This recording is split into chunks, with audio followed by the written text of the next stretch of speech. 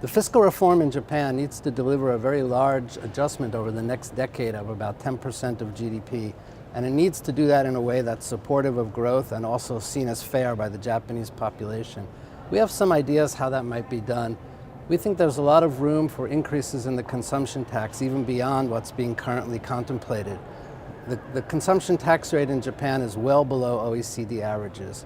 We think a lot needs to be done to reform the pension system, which has become perhaps the major source of fiscal deficits in the country. For example, we think that retirement ages could be increased in line with increased life expectancy. And we think there are a number of tax measures that can actually increase the potential for growth in the Japanese economy. For example, cuts in payroll and corporate taxes and elimination of deductions that have disincentivized women from entering the labor force all could raise growth in Japan.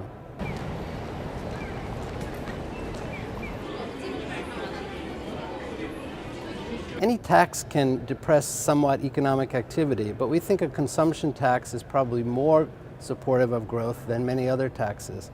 Also, it needs to be remembered that the fiscal adjustment and the consumption tax increase will only take place gradually over a decade.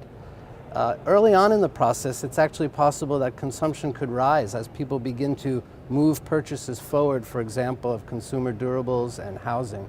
So we may not see the kind of effect that we expect. And over the longer term, increased confidence in the Japanese fiscal situation can actually support consumption and investment.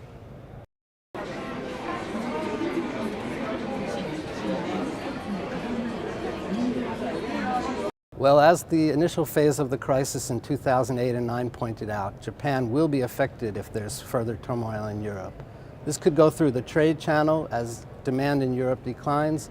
This could be exacerbated by safe haven flows into Japan that appreciates the currency and lowers equity prices. And while the financial system is fairly well insulated from direct contact with the European periphery, it could still be very much affected indirectly in a global slowdown.